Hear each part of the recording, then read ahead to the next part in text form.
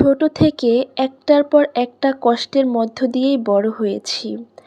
বাবা মায়ের ভালোবাসা কী জিনিস তা কখনো বুঝিনি। আমার দাদুর কাছে শুনেছি, আমার যখন ৬ মাস বয়স তখন বাবা মা তাদের কেরিয়ার গড়তে আমাকে দাদা দাদুর কাছে রেখে চলে যায়। তখন থেকে আমি আমার দাদা দাদুর কাছেই বড় হই। যখন আমার বয়স ৭ বছর চলে তখন বাবা মা তাদের কাছে আমাকে নিয়ে যায়। কিন্তু সেখানে গিয়ে আমি বেশি দিন থাকতে পারিনি, কারণ আমার বাবার ব্যবসা একজন নিয়ে নেয়। পরে আমার বাবার নামে মামলা করে দেয়, যার জন্য আমি আমার মা বাবাকে পেয়েও পাই না। বাবার নামে মামলা হওয়ার ১ বছর পর্যন্ত বাবার কোনো খোঁজ ছিল না। আমরা ভেবেছিলাম বাবা হয়তো মারা গেছেন। আমার আম্মু ছোট বোনকে নিয়ে চলে গিয়েছিল নানুর বাড়িতে। একটা বারও আমার কথা চিন্তা করেনি। এভাবেই বেশ কিছুদিন কেটে যায়। হঠাৎ একদিন আমার দাদুর ফোনে একটা অপরিচিত নাম্বার থেকে ফোন আসে। দাদা ফোন রিসিভ করে দেখে আমার বাবা ফোন দিয়েছে। তখন মামলাটা মিটমাট হয়ে যায়। আমরা বাবার সাথে অনেকক্ষণ কথা বলি। তার কিছুদিন পর বাবা বাড়িতে আসে আমাকে নিয়ে যাওয়ার জন্য। আমি আর বাবা মিলে আম্মুকে আনতে গিয়েছিলাম নানু বাড়িতে। এরপরে বাবা আর মা আবারও শহরে থাকতে শুরু করে দেয়, আর আমি আমার দাদা দাদুর কাছেই গ্রামে বড় হচ্ছিলাম। সেখানেই স্কুলে ভর্তি হয়েছিলাম। ২০২০ সালে করোনার সময় আমি ক্লাস 8-এ পড়তাম। পড়াশোনায় অনেক ভালো ছিলাম। করোনার সময় বাবা মায়ের সাথে শহরে থাকতাম। অ্যাসাইনমেন্ট জমা দেওয়ার জন্য গ্রামে আসি। তারপর আবার শহরে না গিয়ে গ্রামেই থাকতে শুরু করি। অ্যাসাইনমেন্ট সবগুলো জমা দেওয়ার পরই আমার জীবনের সবথেকে কষ্টের মুহূর্ত নেমে আসে। হঠাৎ করেই জানতে পারি আমার দাদা দাদু আমাকে বিয়ে দিবে। আমি বিয়েতে রাজিই ছিলাম না, তাই আম্মুকে বলেছিলাম আমাকে এসে নিয়ে যেতে। কিন্তু আম্মু যেদিন আসে সেদিনই ছেলেপক্ষ আমাকে দেখতে আসে।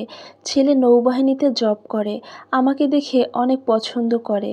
পরিবারের মান-সম্মানের দিক তাকিয়ে কিছু বলিনি সেদিন আমি। শুধুমাত্র নিজের মনকে বুঝিয়েছিলাম, পরিবার আমার জন্য যা করবে ভালোই করবে।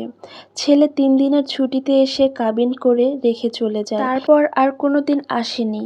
আমার স্বামী আর তার পরিবারের সাথে শুধু ফোনেই কথা হতো। এভাবেই কেটে যায় ৩ মাস।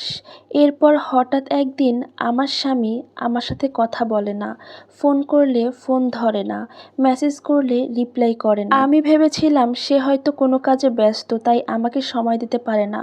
হঠাৎ একদিন আমার ছোট চাচির ফোনে একটা মেয়ে মেসেজ করে বলে, আপনাদের মেয়েকে যেই ছেলের সাথে বিয়ে দিয়েছেন সেই আমার বয়ফ্রেন্ড। সে এখন আপনাদের মেয়েকে ডিভোর্স দিয়ে আমাকে বিয়ে করবে, এবং তাদের কিছু পার্সোনাল ছবি আমার চাচির ফোনে সেন্ড করে, যেটা দেখে আমার মাথায় আকাশ ভেঙে পড়ে। আমি নিজেকে ধরে রাখতে পারিনি, অনেক কান্না করি। আমাকে দেখে আমার পরিবারের সবাই অনেক কান্না করে।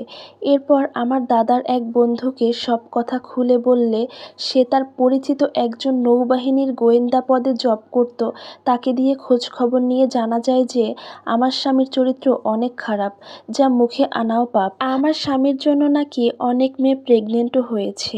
এভাবেই কেটে যায় কিছুদিন। আমি এতটাই ভেঙে পড়েছিলাম যে অনেকবার আত্মহত্যা করার চেষ্টা করেছি। আমার আব্বু আমাকে বাঁচিয়েছে সব সময়। এরপরে আব্বু আর আম্মু মিলে সিদ্ধান্ত নেয় আমাকে স্কুলে ভর্তি করে দিবে। আস্তে আস্তে আমি স্বাভাবিক হই। এরপর আমার হাজবেন্ডকে আমি ডিভোর্স দিই। এর মধ্যে আমি এসএসসি পরীক্ষা শেষ করি। আবার আমাকে পাত্রপক্ষ দেখতে আসে। আমি তখন বাড়ি ছিলাম না।